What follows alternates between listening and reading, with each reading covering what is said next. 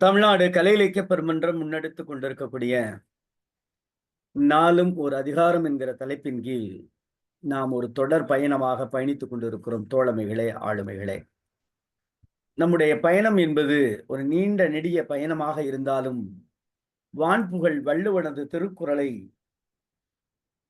உலக தமிழர்களோடு இணைந்து முற்றோதல் வாயிலாகவும், உரைப்பொழிவின் வாயிலாகவும், பின்னூட்டத்தின் வாயிலாகவும், கருத்து செறிவின் வாயிலாகவும் நாம் பயணித்துக் கொண்டிருக்கிறோம் தோழமைகளே.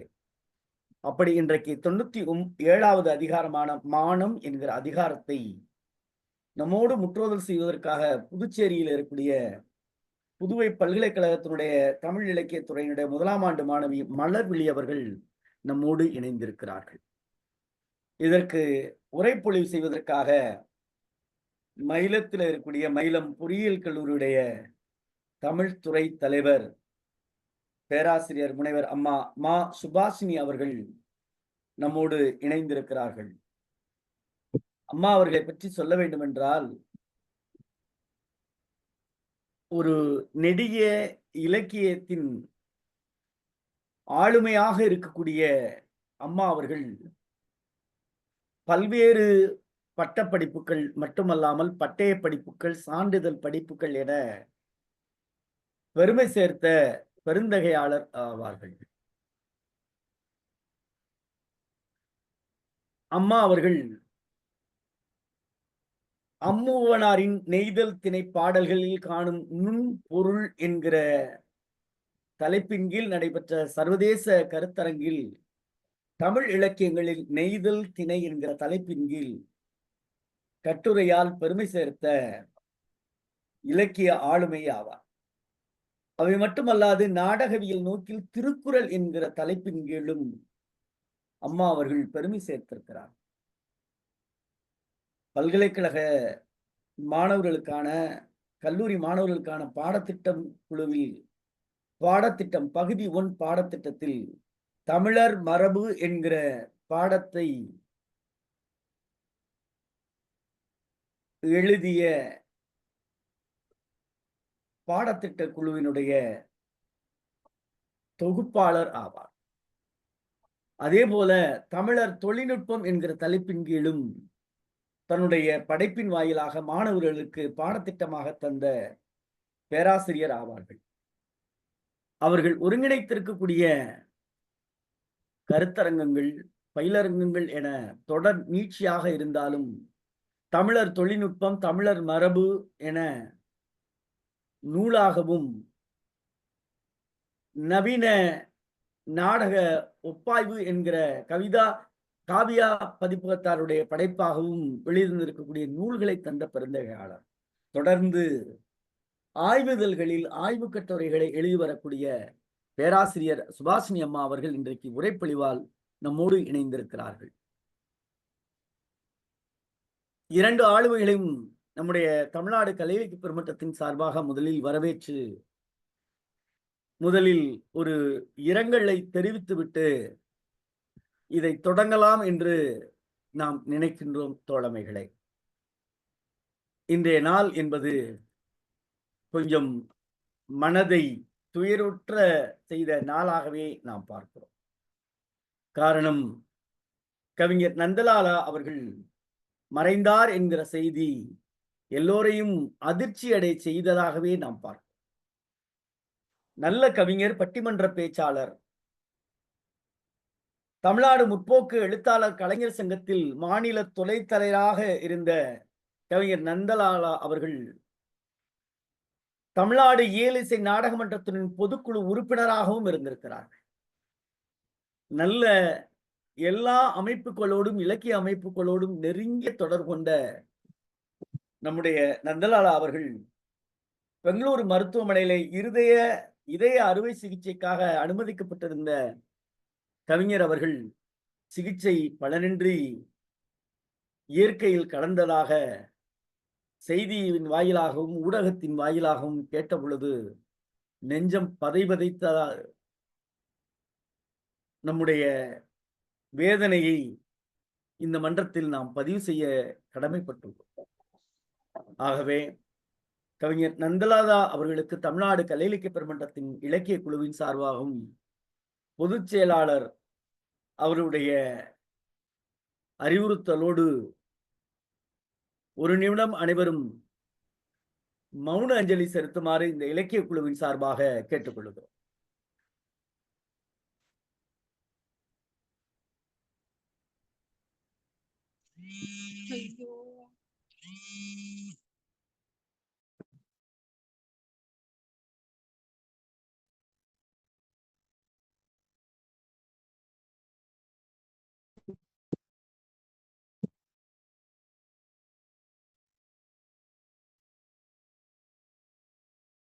நன்றி. இப்பொழுது நம்முடைய அமர்வு தொடங்குகிறது. முற்றோதல் செய்ய வருமாறு நம்முடைய தமிழ்நாடு கலை இலக்கிய பெருமன்றத்தின் சார்பாக அருமை மாணவி மலர்விழி அவர்களை மானம் என்கிற திருக்குறள் அதிகாரத்தை முற்றோதல் செய்ய வருமாறு தோழமையோடு அழைக்கின்றோம்.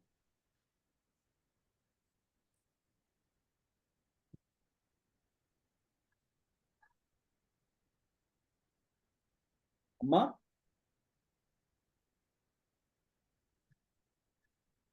அம்மா,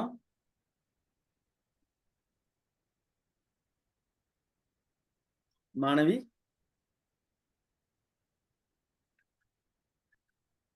மலர்விழி அம்மா,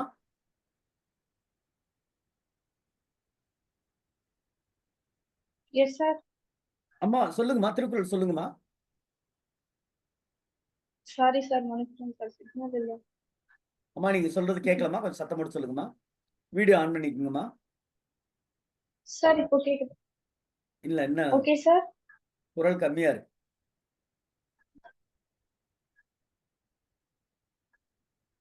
சொல்லுங்கம்மா. Yes sir. Thirukkural. Yes sir. Thirukkural அதிகாரம் 97.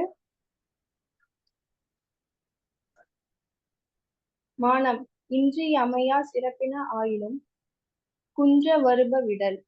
சீரினும் சீரல்ல செய்யாரே சீரோடு பேராண்மை வேண்டுபவர். பெருக்கத்து வேண்டும் பணிதல் சிறிய சுருக்கத்து வேண்டும் உயர்வு. தலையின் ஈழ்ந்த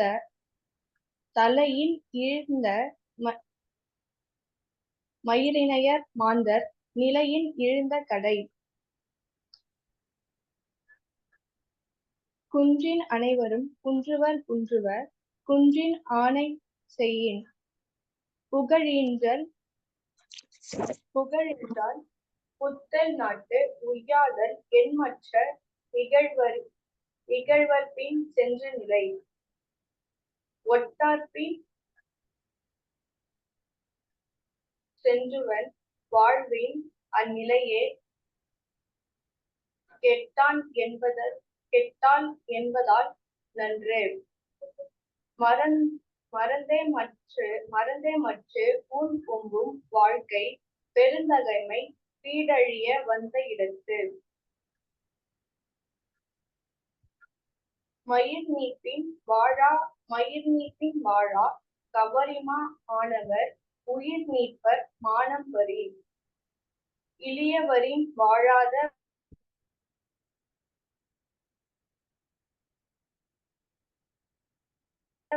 மானம் உடையார் ஒலித்தெழுந்து. நன்றி. நன்றி சார்.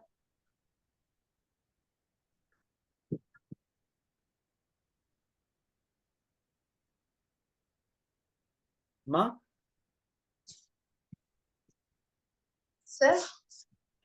சரிம்மா, நன்றிம்மா. முற்றோதல் செய்த மாணவிக்கு நன்றியும் வாழ்த்துக்களும். உரைப்பொழிவு தருமாறு பேராசிரியரை சிறப்பா ஒரு நன்றி சொல்லணும். ஏன் அப்படின்னா, இன்றைக்கு பேசுவதாக வேறொரு பேராசிரியர் தேர்வு செய்யப்பட்டு அதற்காக நடைமுறை அழைப்புதல் எல்லாம் தயாராகிவிட்டது. ஆனால் அவருடைய உடல்நலக்குறைவால் இன்றைய நிகழ்வில் கலந்து கொள்ள முடியவில்லை. ஆனால் நம்முடைய மயிலத்தில் இருக்கக்கூடிய நம்முடைய பேராசிரியர் அவர்களை உரிய வழியாக நம்முடைய எப்பொழுது நிகழ்வுகளை எல்லாம் ஏற்பாடு செய்யக்கூடிய புதுவை பல்கலைக்கழகத்திலே கௌரவ பேராசிரியராக பணி செய்யக்கூடிய புனிதா அம்மா அவர்கள் தொடர்பு கொண்டு மயிலம் பொறியியல் கல்லூரியுடைய தமிழ்துறை தலைவர் பேராசிரியர் அம்மா மா சுபாஷினி அவரிடம் கேட்ட பிறகு உடனே ஒப்புக்கொண்டார்கள். அதற்காக முதலில் தமிழ்நாடு கலை இலக்கிய பெருமன்றம் நெஞ்ச நிறைந்த நன்றிகளையும் பாராட்டுகளையும் சொல்லி இதற்கு உரைப்பொழிவு தருமாறு அன்போடு அழைக்கின்றோம். தோழமையே வருக, உரைப்பொழிவு தருக. பேராசிரியரே பேசுங்க. பேராசிரியரே.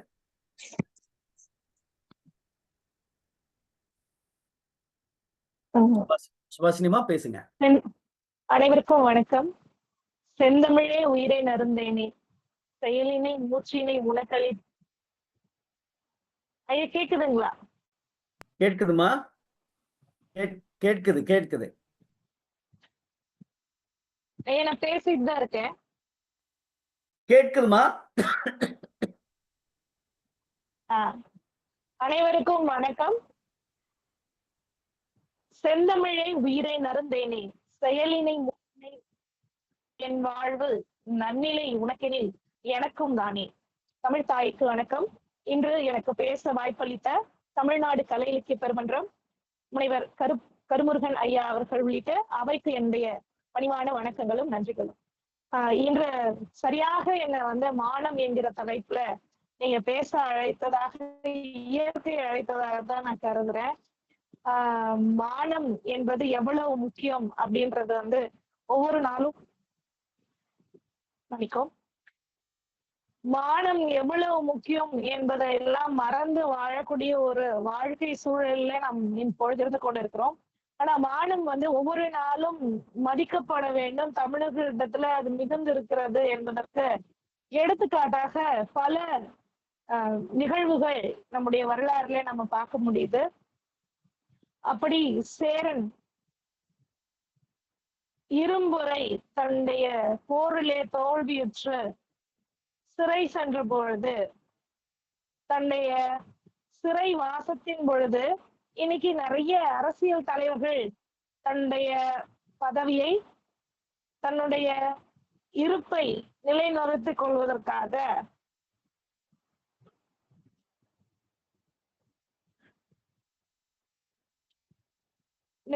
கொள்வதற்காக மானம் இழந்தாலும் பரவாயில்லை, யாருக்கு வேண்டாலும் படிப்படியலாம் அப்படின்ற ஒரு வாழ்க்கை முறையை கொண்டு சரியா கிடைக்க மாட்டேங்குது. பேராசிரியர் சிவசுப்ரமணியா, அவங்க பேசுறது சரியா கேக்குதா? அரச்சல்யமா இல்ல எனக்கு சரியா கேக்குது? ஐயா தெளிவா கேக்குது.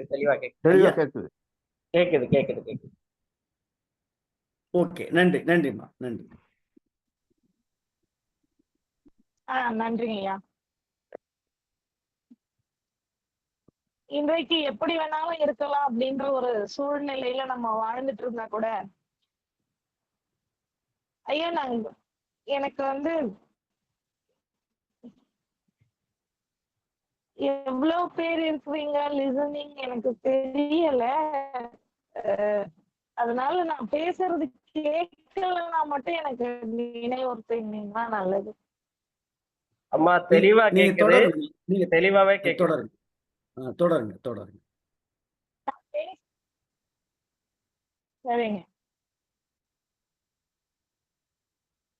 சரிங்கய்யா.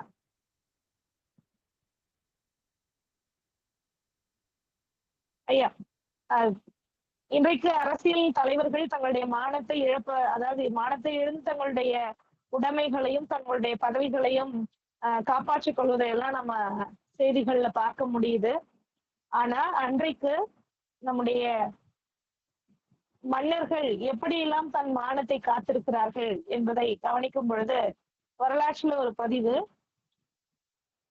சேரல் இரும்புரை அப்படின்னு சொல்லக்கூடிய சேர நாட்டு மன்னன் தன்னுடைய எதிரி மன்னனான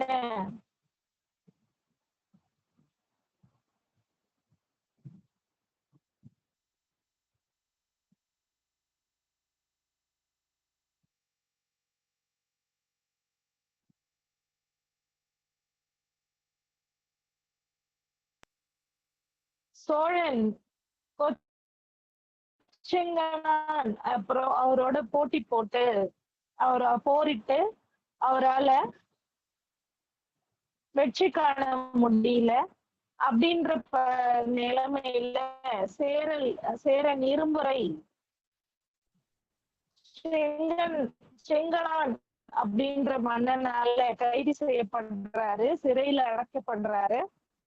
சிறையில அடைக்கப்பட்ட பொழுது தனக்கு மிகுந்த தாகம் ஏற்படுவதனால அங்க இருக்கக்கூடிய சிறை பாதுகாப்பாளர்களிடம் தண்ணீர் வேண்டும் என்று கேட்கிறார்.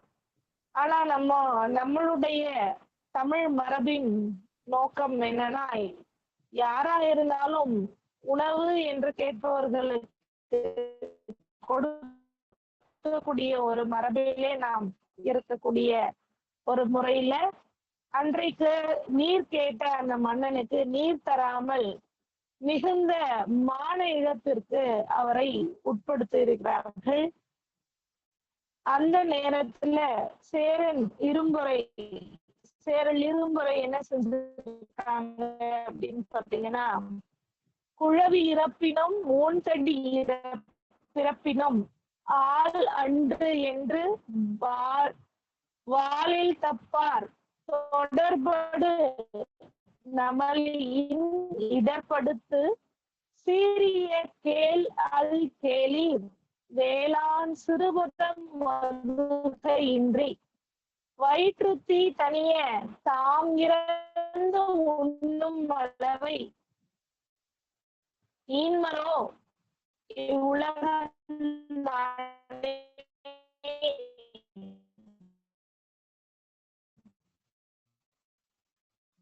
குழந்தையாக பிறந்து இறக்காமல் நான் இருந்திருக்கிறேன். பிரசவத்தின் பொழுதும் நான் நல்லபடியாக பிறந்திருக்கிறேன். பிறகு என்னுடைய வாழ்க்கையில இதுவரைக்கும் நான் மானத்தை இழந்து வாழ்வதில்லை. இந்த நீருக்காக நான் எனக்கு தாகம் என்று வந்த இந்த நீருக்காக என் மாணவ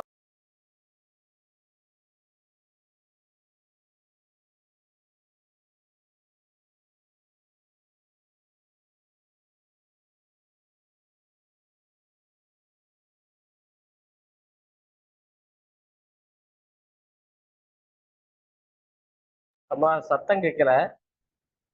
ஹலோ. இல்ல நீங்களாம் அமைதியா இருக்கும். சரி, எனக்கு மட்டும்தான் கேட்கலன்னு நானும் உட்கார்ந்துட்டே இருக்கேன். இல்லங்க, இப்பதான் கேட்கல. ஏன்னா எனக்கு அவங்க பேசுற பூரா முழுமையா விட்டு விட்டே கேக்குது. இப்ப கேட்கலையா? அதான் சரி, ஒருவேளை ஏதோ ப்ராப்ளம் அப்படின்னு நினைச்சிட்டு. இல்ல அவங்க சைடு ஏதோ பிரச்சனை இருக்குன்னு நினைக்கிறேன். பேராசிரியரே பேசுங்க. பேராசிரியரே பேசுங்க. பேராசிரியரே. ஐயா இல்லைங்கய்யா, இல்லைங்கய்யா, மீட்டிங்ல இருந்து ரீகனெக்டிங்.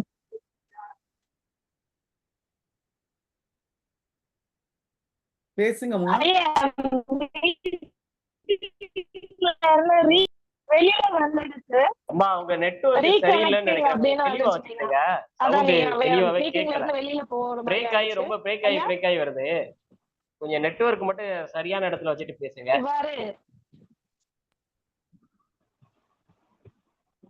சரிங்கய்யா. இப்ப கரெக்டா கேக்குதுமா? இப்ப கேக்குதுங்க ஐயா. இப்ப தெளிவா இருக்கு. சரிங்கய்யா. இப்ப நீட்டா இருக்கு, கிளாரிட்டியா இருக்கு. சரிங்க. ஏன்னா அது கனெக்ஷன் வந்து திடீர்னு கட் ஆயிட்டு வெளியில போயிட்டு திரும்ப உள்ள ரீகனெக்ட் ஆயிடுச்சு. மன்னிக்கணும். அப்படின்னா உங்களுக்கு நெட் நீங்க வேணா ஒரு 10 ரூபா 15 ரூபாய்க்கு டாப் அப் பண்ணுங்க.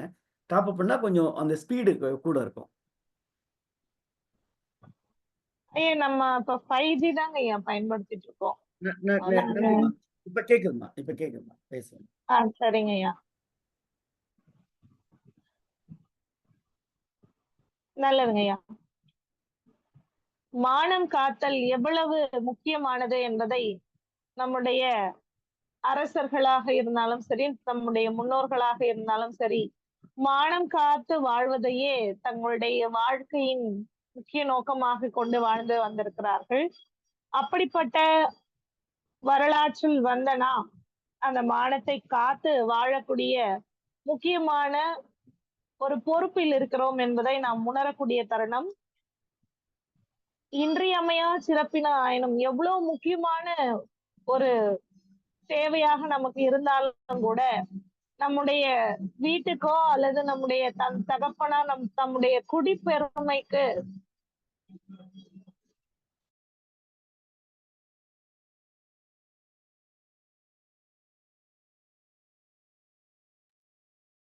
Mic meet ஆயிட்டுமா? மைக் மீட் ஆயிட்டு.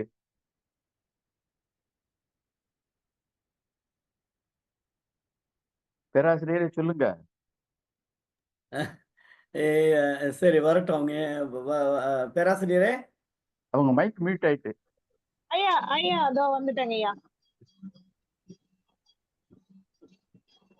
இன்றியமையாத சிறப்பு எனக்கு இந்த செயலை செய்தா வரும், ஆனா என்னுடைய மானத்தை மட்டும் நான் இழந்து செய்ய வேண்டும் என்று நினைக்கக்கூடிய காரியங்கள் கூட பல நேரங்கள்ல நம்முடைய மரபு வழி நிகழாமல் இருந்திருக்கிறது.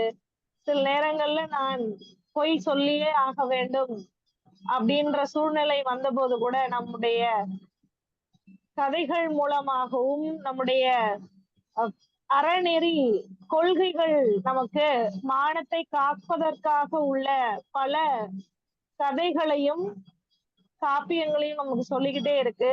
மானத்தை உடையவர்கள் குடிப்பெருமைக்காக வாழக்கூடியவர்களாக இருக்கிறாங்க அப்படின்லாம் நம்முடைய திருக்குறள் நம்ம பாக்குறோம்.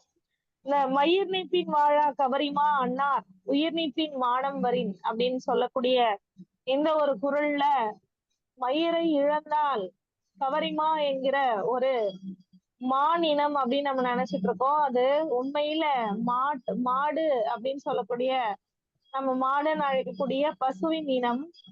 அது குளிர் பிரதேசங்கள்ல வாழக்கூடிய ஒரு தன்மையுடைய ஒரு உயிரினம். அந்த உயிரினத்துடைய மயிரை முடியை தான் நம்ம கவரி முடி, அதுதான் சவரி முடி என்றானது. அந்த கவரிமான் எப்படி அந்த தன்னுடைய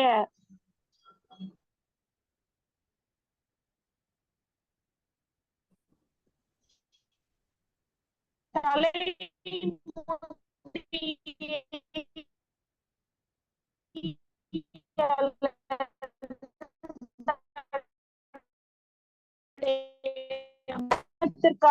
முக்கியமாக நினைத்து வாழக்கூடிய வாழ்க்கை முறையெல்லாம் நம்ம பாக்குறோம். ஆனா தன்னை இகழ்ந்தவர்கள் கிட்ட திரும்பவும் நம்ம பேசக்கூடாது அப்படின்னு சுயமரியாதையோடு கூடிய வாழ்க்கை முறையை கொண்ட மனிதர்களையும் நாம் பார்த்து கொண்டே இருக்கிறோம். எவ்வளவு நம்ம சுற்றி இருக்கக்கூடிய மனிதர்களை நாம் கவனித்தாலும்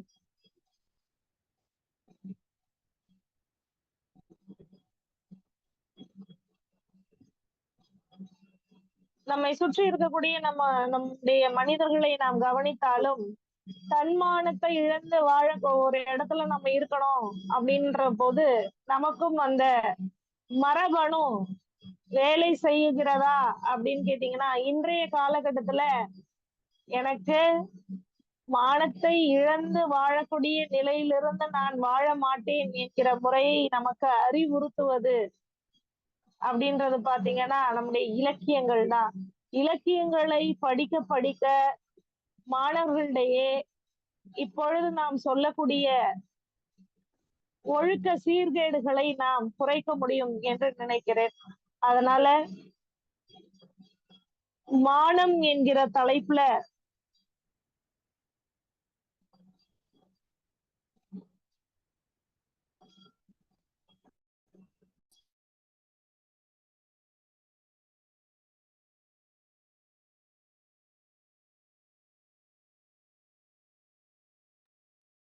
பேராசிரியரே, மைக்கு பழையபடி அவங்க மைக் மியூட் ஆயிட்டு.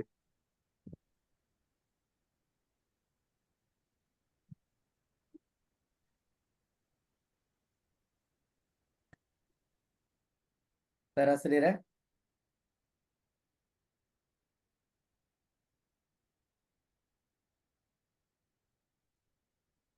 பேராசிரியரே,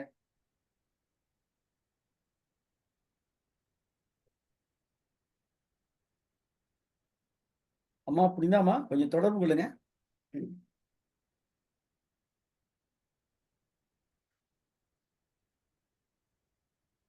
பேராசிரியரே,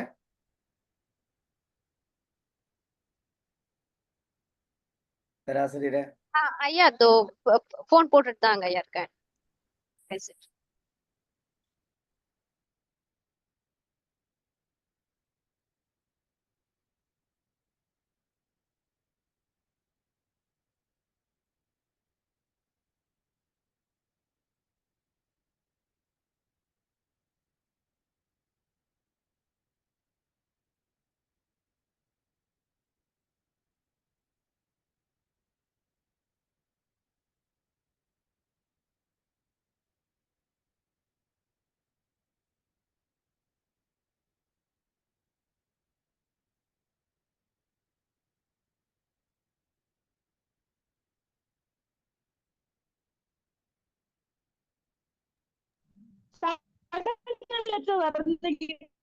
மன்னிக்கவும் ஐயா.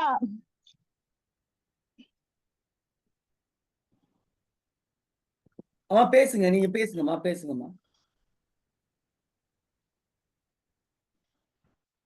ஐயா பேசுங்க. வணக்கங்கய்யா. வணக்கங்கய்யா, வணக்கங்கய்யா. நெட்வொர்க் இஷ்யூ தான் மறுபடியுமே. மானம் காக்க நம்முடைய முன்னோர்களிலிருந்து நம்ம கூட இன்னைக்கு நிறைய முறை பேசின பிறகு நமக்கு ஏதாவது ஒரு நேரங்கள்ல நம்ம பேசின சொற்களுக்காக நாம் வருத்தப்பட நேரிடுகிறது. அது போன்ற தருணங்கள்ல நம்ம பேசாமையே இருந்திருக்கலாமோ, நம்முடைய மானம் அப்பொழுது காக்கப்பட்டிருக்குமோ அப்படின்னு அதை புரிந்து கொள்ளக்கூடிய, அதாவது நம்ம பேசாத வார்த்தைகள் நமக்கு சில நேரங்கள்ல மானத்தை காப்பதற்குரிய தருணமாக அமைந்து விடுகிறது. இது போன்ற பல நிகழ்வுகள்ல அல்லது ஒரு கவிதையில சொல்றாங்க,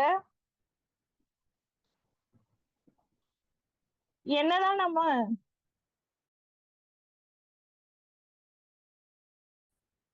மலை போல பல நிறைய நல்ல விஷயங்களை செய்திருந்தாலும் நாம் செய்யக்கூடிய ஒரு சிறு மானத்தை இழக்க செய்வதாக இருந்தால் அது நம்முடைய உயர்வை தரக்கூடிய பல நிகழ்வுகளை எல்லாம் ஒழித்து விடுகிறது அப்படின்னு சொல்லி ஒரு கவிதையில கூட சொல்றாங்க. அப்படிப்பட்ட இந்த மானம் என்பது, மானத்தை தான் தமிழர்கள் சுயமரியாதை என்கிற பெயர்லே என் சுயமரியாதை இழந்து நான் ஒரு இடத்தில் இருக்க இயலாது என்பதாக தங்களுடைய வாழ்க்கை நெறியிலே பின்பற்றி கொண்டு வருவதாக நான் கருதுகிறேன். அந்த வகையிலே தமிழ்நாடு கலை இலக்கிய பெருமன்றம் நடத்துகிற நாளும் நான் கூட இத பத்தி தான் உங்ககிட்ட பேசலாம்னு வந்தேன்.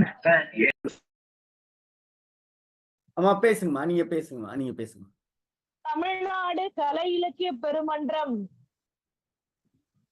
நடத்துகிற நாளும் ஓர் அதிகாரம் என்கிற திருக்குறள் முற்றோதலும் உரையரங்கத்திலும் என்னை பங்கு கொள்ள செய்தமைக்காக என்னுடைய பணிவான நன்றிகளை தெரிவித்துக் கொண்டு என்னுடைய உரையை முடித்துக் கொள்கிறேன். மிகுந்த நன்றியும் வணக்கங்களும் ஐயா. நன்றி பேராசிரியரே. இணையம் என்னமோ உங்களுடைய உரையை முழுமையாக கேட்கவில்லை என்கிற செய்தியை நாம் பதிவு செய்தே ஆக வேண்டும். காரணம், அந்த மாணவியும் அப்படித்தான், அவங்களும் கொஞ்சம் பரவாயில்லை, வழக்கம்போல் பின்னூட்டத்தை தொடங்கி வைப்போம். பின்னூட்டம் சொல்லுகிறவர்கள் இந்த அதிகாரம் தொடர்பாக கொஞ்சம் உங்களுக்கான நேரம் நீட்டிப்பு வழங்கப்பட்டிருக்கிறது என்கிற மகிழ்வான செய்தியும் உங்களுக்கு தெரிவித்துக் கொள்கிறேன். வழக்கம்போல் பின்னூட்டத்தை தொடங்கி வைக்கிற சிவசுப்பிரமணியன் தோழர். அன்பான தோழர்கள் அனைவருக்கும் வணக்கம். இன்னைக்கு முற்றோதல் செய்த மாணவி மலர்விழி அருமையாக சொன்னார். அவருக்கு பாராட்டுகளும் வாழ்த்துக்களும். உரையாளர் முனைவர் சுபாஷினி முன்னுரையெல்லாம் சொல்லும் போது நல்லா தான் இணையம் அவருக்கு கிடைச்சிக்கிட்டு இருந்துச்சு. பிறகு குரல்களை சொல்ல வரும்போது கொஞ்சம் இணைய இடர்பாடு இருந்துச்சு. இருந்தாலும் அவர் இந்த முன்னுரையிலேயே சேரன் இரும்பரை அந்த மானத்தோடு உயிர் நீத்த மன்னன் அந்த இதெல்லாம் சொன்னது ரொம்ப அருமையா இருந்துச்சு. அவருக்கு பாராட்டுகளும் வாழ்த்துக்களும். இல்ல இந்த பெருக்கத்து வேண்டும்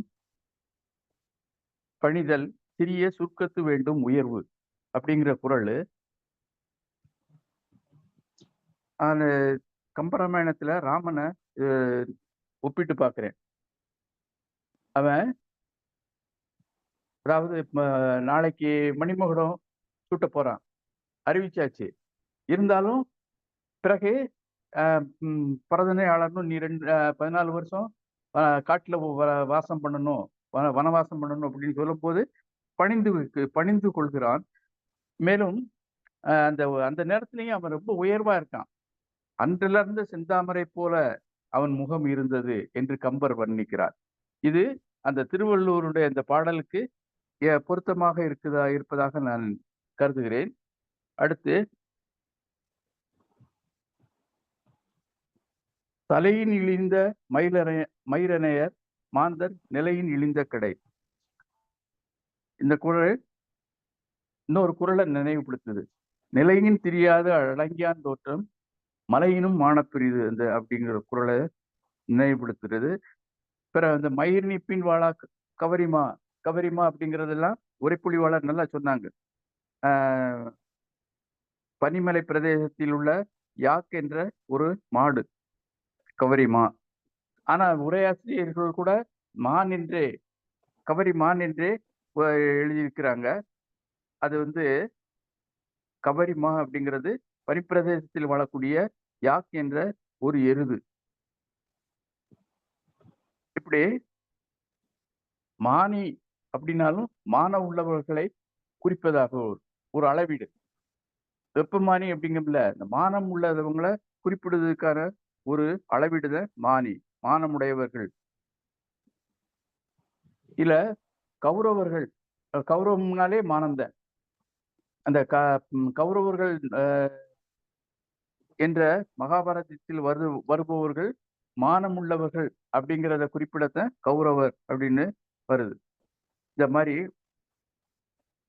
மானம் பிறந்த அரசியல்வாதிகளுக்கெல்லாம் மானம் இல்லை அப்படிங்கிறது உரைப்பொழிவாளர் சொன்னதெல்லாம் முத்தாய்ப்பாக இருந்தது. அவருக்கு மீண்டும் அந்த இணையவெளி பிரச்சனை மட்டும்தான் இல்லைன்னா இன்னும் ரொம்ப அருமையா இருந்திருக்கும்னு நினைக்கிறேன். அவருக்கு பாராட்டுகளும் வாழ்த்துக்களும் கூறி என்னுடைய பின்னூட்டத்தை நிறைவு செய்து கொள்கிறேன். வாய்ப்புக்கு நன்றி, வணக்கம். அடுத்ததாக பின்னூட்டம் தருவதற்காக அரச்சொல்லியம்மா இணையறீங்களா?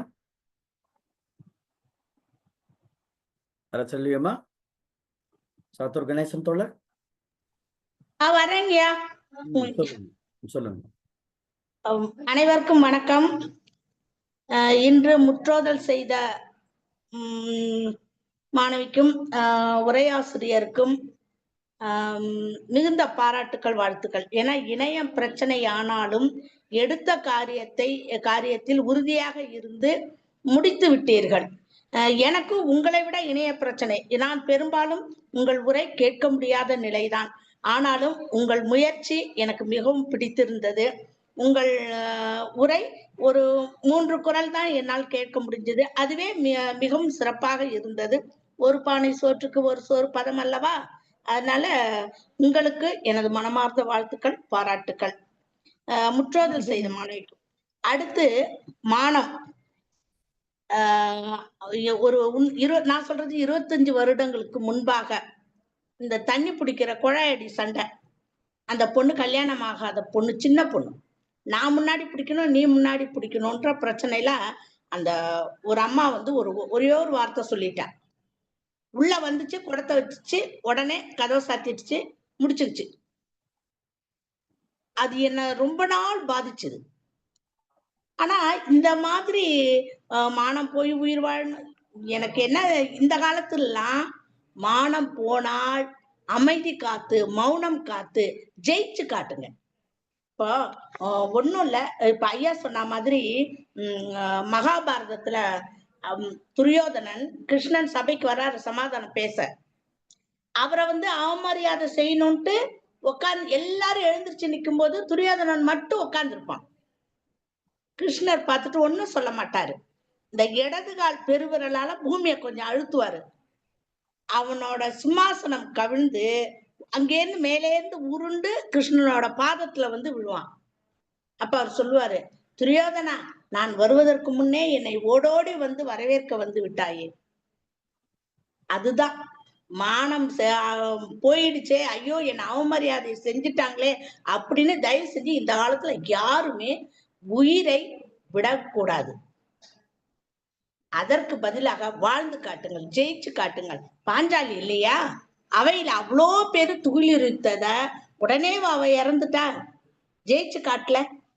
வாழ தெரியாதவர்கள் எடுக்கக்கூடிய ஒரு மோசமான விளைவு. நித்தம் பாக்குறோம் பதிவுகள், கடன் தொல்லை, கடன் கட்ட முடியல, பிரச்சனை, குடும்பத்துல பிரச்சனை. இன்னைக்கு ஒரு பதிவு பார்த்தேன், குழந்தை 1.5 வயசு குழந்தையோட வாழ்க்கையை முடிச்சிருக்காங்க. எவ்வளவு கொடுமை! என்ன இப்படி ஒரு இது? இந்த தலைப்பை பாத்தீங்கன்னா அதெல்லாம் அப்படி சொல்லியிருக்காரு. பண்பு, மானத்தோட பண்பு என்னன்னு சொல்லியிருக்காரு. அடுத்து மானத்தை பெரிதாக நினைக்கிறவங்க எப்படி இருக்கணும், அப்போ மனுஷனோட நிலை என்ன,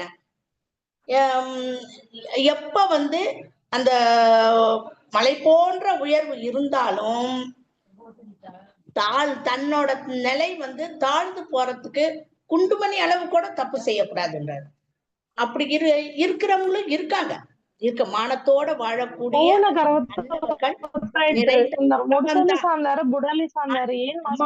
மாதிரி.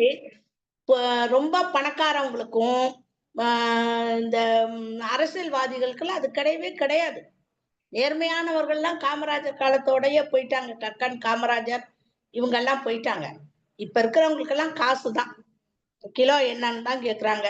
அடுத்து பாத்தீங்கன்னா இந்த மானத்தோட தன்மை என்ன அப்படின்னு கொடுத்துறாங்க. மானத்தோட சிறப்பு என்னன்னு முடிச்சிருக்காரு 8வது குறள்லயும் 9வது குறள்லயும். அடுத்து கடைசி குறள் முத்தாய்ப்பாய் அமைஞ்சிருச்சு. நான் இன்னைக்கு உரையாசிரியர் தான் நிறைய கேட்கணும்னு இருந்தேன். உரையாசிரியர், அடுத்து மேனாள் பொதுச் செயலாளர், அடுத்து ஐயா சொல்லுவாங்க. 3 இவங்க உரையை கேட்டு நிறைய தெரிஞ்சுக்கிட்டு அப்புறம் பேசலான்ட்டு இருந்தேன். ஏன்னா இந்த விஷயத்தை பத்தி நிறைய பேசலாம், நிறைய சொல்லலாம், நிறைய கேட்டிருக்கோம், பார்த்திருக்கோம், அனுபவிச்சிருக்கோம் எல்லாருமே. ஆக மானத்துக்கு வந்து கண்களுக்கும் மானம் உண்டு, நல்லதை மட்டும் பாருங்க. காதுக்கும் மானம் உண்டு, கேட்க வேண்டியதை மட்டும் கேட்கணும். வாய்க்கும் மானம் உண்டு, சொல்ல வேண்டியதை மட்டும் சொல்லணும். அது எப்படி சொல்லணும்னு இருக்கு, எப்ப சொல்லணும்னு இருக்கு. மானம் என்பது உடலுக்கான ஆடை மட்டுமல்ல, மனசுக்கும் மானம் உண்டு. அந்த மனசாட்சியோட நம்மளோட நிலை தாழாமல், அதே சமயம் அடுத்தவர் நிலையும் தாழாமல் நம்முடைய செயல்பாடுகளோ வார்த்தைகளோ இருக்கணும். யாரையும் பாதிக்க கூடாது. நாம மட்டுமே மானத்தோட வாழணும்னு நினைக்க கூடாது. நாம மானத்தோட வாழும்போது மற்றவரின் மானத்தையும் காப்பாற்ற வேண்டும். அந்த இடத்துல பொய்மையும் வாய்மை இடத்துன்னு வரும். மானத்தோட வாழ முடிஞ்சவங்க எல்லாம் வந்து பொருளாதாரத்துல கீழாதான் இருப்பாங்க. அதுக்காக மானத்தை விட முடியாது. மானத்தோடு வாழ்ந்தால் மன நிறைவுடன் வாழலாம். ஆக நாம் அனைவரும், நம்ம கலை இலக்கிய மன்றத்தை சார்ந்த அனைவரும் இந்த மானம் என்ற குறளுக்கு ஒத்தவர்களாக வாழ்கின்றோம், உயர்வானவர்களாக வாழ்கின்றோம். நிறைய அனுபவத்தை பெற்றதனால் நாம் அமைதியாக இருக்கிறோம். இந்த மானத்தோடு வாழ மௌனம் காத்து விடுவோம். நமக்கு பிடிக்காத சூழல், எதிரி நம்மை தாக்குகிறார்கள், அவமானப்படுத்துகிறார்கள், மானப்படுத்துகிறார்கள் என்றால் மௌனம் காத்து ஜெயித்து காட்டுவோம். தயவு செய்து வீழ்ந்து விடாதீர்கள். பாரதி சொன்ன மாதிரி, வீழ்வேன் என்று நினைத்தாயோ. நான் அந்த மாதிரி எனக்கு என்ன ரொம்ப வந்து ஒருத்தவங்க தாழ்வா நினைச்ச அவங்கள நான் பார்க்கும் போதெல்லாம் நினைப்பேன். இப்ப அவங்க நினைக்கிறாங்க, ஆஹா அரசல்வியா, ஓகே பரவாயில்லமா, உன்னமா என்ன நல்ல கருத்துக்கள் வைத்தாலும் கூட அவங்கள பார்க்கும்போது என்னோட மனசுல முதல்ல வர்றது, அப்புறம் தான் நீங்க நல்லா இருக்கீங்களாங்கிறது. முதல்ல கண்ணு முன்னாடி ஒடியாந்து நிக்கிற ஒரு வார்த்தை என்னன்னா, வீழ்வேன் என்று நினைத்தாயோ. அதுதான். இதை எல்லாரும் வச்சுங்க. வீழ்வேன் என்று நினைத்தாயோ என்பதை மந்திர சொல்லாக வைத்துக் கொண்டால் நாம் மனத்தோடு வாழலாம். எக்காரணத்தை கொண்டும் மனமுடைந்து போகாதீர்கள். இந்த 10 குறட்பாக்களும் அருமையானது, அருமையான தலைப்பு. வாய்ப்புக்கு நன்றி, வணக்கம். நன்றி தோழமையே. சாத்தூர் சிங்கக்குட்டி. பேராசிரியரே. ஐயா வணக்கம், சொல்லுங்க. வணக்கம் வணக்கம். நான் இன்னைக்கு தாமதமா தான் வந்தேன், அதனால சரியா கேட்கல. இருந்தா கூட பின்னூட்டம் சொல்றதுக்கு நமக்கு அந்த முழுமையாக அந்த உரைப்புலியை கேட்கறதுனால பின்னூட்டத்துக்கு வாய்ப்புலாம் போச்சு. இருந்தாலும் நான் ஒன்னே ஒன்று சொல்லிடுறேன். அந்த 10வது குறள் இருக்கு பார்த்தீங்களா, அந்த 10வது குறள் மானம் அழிந்து போனவங்க உயிரோட இருக்கிறது போது என்ன இருக்கலாம் அப்படின்னு சொல்ற மாதிரி அந்த குறள் இருக்குது. ஆனா இப்ப நடைமுறையில அப்படியெல்லாம் இருக்குமான்னு நம்ம யோசிக்க வேண்டியது இருக்கு. எப்படின்னா, அந்த மானம் போயிடுச்சுங்கிறதுக்காக உயிரையே மாய்த்து கொண்டா கூட நல்லதுதான் அப்படின்னு சொல்ற மாதிரி, அப்படி இருக்க வேண்டியதில்லை அப்படின்னு சொல்ற மாதிரி சொல்றாரு. அதை பெரியவர்கள்லாம் அந்த உலகத்தார் பூரா இப்படி போயிட்டானே மனுஷன் அப்படின்னு புகழுவாங்க அப்படின்னு சொல்லி அந்த குறளை முடிக்கிறாங்க. அந்த புகழ்ச்சி, அதாவது வெறுவாயை மென்னுக்கிட்டு இருந்தா பசி தீந்துருமா, அதே போல அவன் புகழ் மட்டும் சொன்னா அவன் குடும்பத்தை யார் பார்த்துட்டு கிடக்குறது, உலகம் புகழும், அது ரைட்டு தான். அந்த புகழ்ச்சி மட்டும் அந்த தன்மை அவருடைய குடும்பத்தை காப்பாற்றுமா. அதனால அறச்செல்வி சகோதரி சொன்ன மாதிரி மானம் போயிடுச்சு அது போயிடுச்சுன்னா இந்த காலத்துல எல்லாம் அதெல்லாம் நினைச்சுக்கிட்டு பண்ணிக்கிட்டு இருந்தாங்கன்னா குடும்பம் தான் சீரழிஞ்சு போகும். அது அந்த காலத்துல இந்த மாதிரி ஒரு தன்மையை எடுத்து திருவள்ளுவர் வச்சிருக்காரு. ஆனா அந்த 10வது குறள் மட்டும்தான் நான் பார்த்துக்கிட்டு வந்த வகையில எனக்கு கொஞ்சம் ஒரு சின்ன சந்தேகத்தை கொடுத்தது. அது இப்ப இருக்கிற சூழ்நிலைக்கு அது சரியாக வருமா, அதையே தான் பேசிக்கிட்டே இருக்க போறாங்களா அப்படிங்கிறது ஒரு சிந்திச்சுட்டு இருக்கும் போது தெரிஞ்சது. மற்ற குறள்களை கொஞ்சம் பார்க்கறதுக்கு நேரம் இல்லாத காரணத்தினால் என்னுடைய பின்னூட்டத்தை இதோட முடித்துக் கொள்கிறேன். இன்னைக்கு உண்மையிலேயே நேரத்தை கொஞ்சம் நீட்டிப்பு கொடுத்தும் பேராசிரியர் கொடுத்தும் நமக்கு இந்த வாய்ப்பை பயன்படுத்திக்கிட முடியலன்னா அதற்கு நான் தான் கொஞ்சம் வருத்தப்பட்டுக்கணும். வாழ்வளமும் மற்ற வாழ்வளம்னா நன்றி. நன்றி சாத்தூர் சிங்கக்குட்டி அவர்களே. இப்ப உங்களுக்காகத்தான் நேரம் நீட்டிப்பு செஞ்சது, நன்றி. ஒரு நிமிஷம் சொல்லுங்க ஐயா, சொல்லுங்க. மானம்ங்கிறது தமிழர்களுடைய பண்பு. பண்பு என்று என்றைக்கும் மாறாது. உண்மையாக தமிழனாக இருப்பவர்கள் மானமுடையவர்களாகவே இருப்பார்கள். மானம் போன போது உயிரை நிற்பார்கள். அப்படி உயிரை நிற்கும்போது இந்த உலகம் புகழத்தான் செய்யும் என்று பதிவு செய்கிறது. வாய்ப்புக்கு நன்றி. நன்றி தோழமையே. இனியா புகழ்.